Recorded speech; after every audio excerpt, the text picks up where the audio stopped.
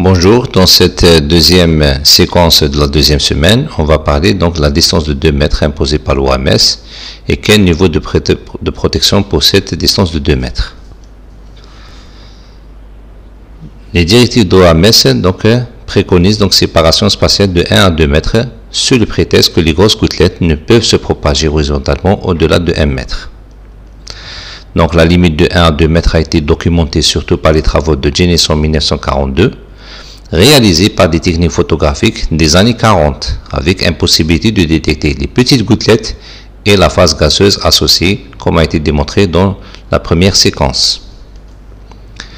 La distance horizontale, donc, elle dépend de la viscoélasticité du liquide expiré, du type de ventilation, de la vitesse d'expiration, du taux d'évaporation et dynamique des nuages turbulents et d'autres paramètres physiques. Et si on va voir la littérature récente, on trouve que 8 études entre 2006 et 2019 qui donnent un chiffre de la trajectoire qui dépasse les 2 mètres pour des gouttelettes dont la taille est inférieure à 60 micromètres. Dans ces travaux, on trouve 7 travaux qui ont utilisé la modélisation, 4 travaux ont utilisé un modèle basé sur la dynamique des fluides sans prendre en considération les interactions d'un flux à particules multiphasiques.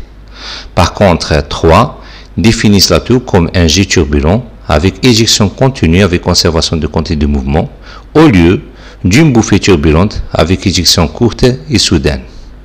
Et dans ces 2 travaux, donc les 7, on trouve que la trajectoire elle est entre 2 et 8 mètres.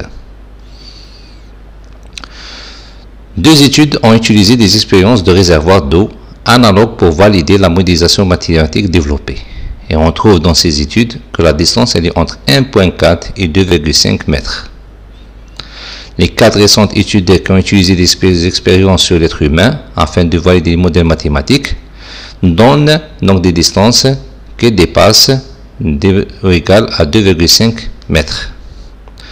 Maintenant, si on voit bien les dernières études depuis 2006 jusqu'à jour d'aujourd'hui, on trouve que la limite de 2 mètres elle est largement dépassée par l'ensemble des études, et surtout pour des particules dont la taille est inférieure à 40 micromètres.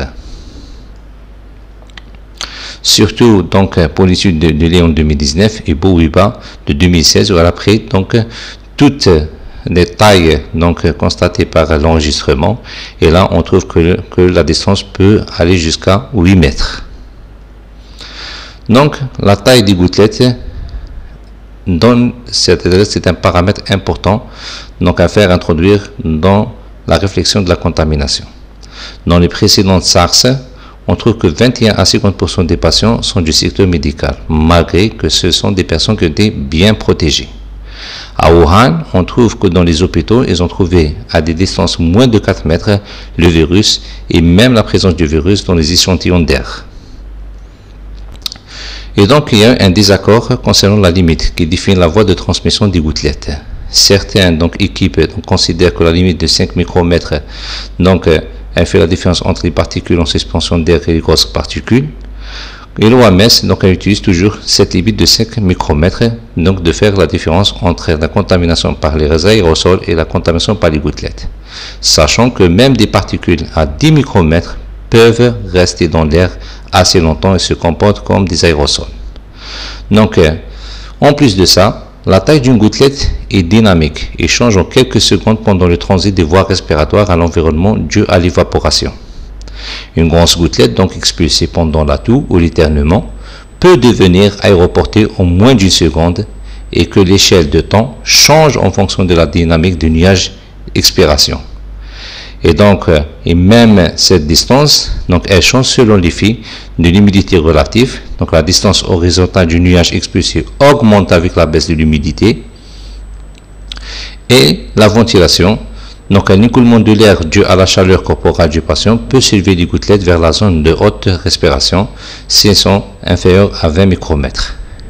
L'augmentation du taux de ventilation peut réduire le risque de transmission aérienne à longue distance, mais malheureusement, la plupart des patients passent la majorité du temps dans la respiration normale et peuvent saturer l'air de la pièce avec des particules en suspension expulsées pendant la respiration. Maintenant, la question, qu'en est-il des aérosols générés par la parole? Et donc, il est important de citer 2 incidents de contamination par les personnes infectées de SARS-CoV-2 asymptomatiques dans un milieu confiné. Le premier, dans la région de Guangzhou, en Chine, dans un restaurant climatisé où 3 groupes de familles distants de plus de 2 mètres ont été contaminés. Le deuxième, à Washington, donc un chanteur de chorale a probablement infecté 45 personnes des 60 participants à une répétition de chorale, dont 3 hospitalisations et 2 décès. Et donc, on trouve donc une étude récente que pour une humidité de 27% et une température de 23 degrés Celsius, une gouttelette de 12 à 21 micromètres se déshydrate en quelques secondes, donnant une particule de 4 micromètres avec une charge virale moyenne de 7 puissance 6 par millimètre. Donc, Stadnitsky et Hall estiment qu'une minute de parole forte génère au moins 1000 noyaux de gouttelettes contenant des virions qui restent en suspension dans l'air pendant des dizaines de minutes ou plus, capables donc de transmettre la maladie dans les espaces confinés. Au total, la distance horizontale dépasse de loin les 2 mètres pour les gouttelettes inférieures à 10 micromètres. Les gouttelettes aérosols sont prédominantes en zone confinée et la distance horizontale, elle varie elle aussi en fonction du climat. Merci pour votre attention.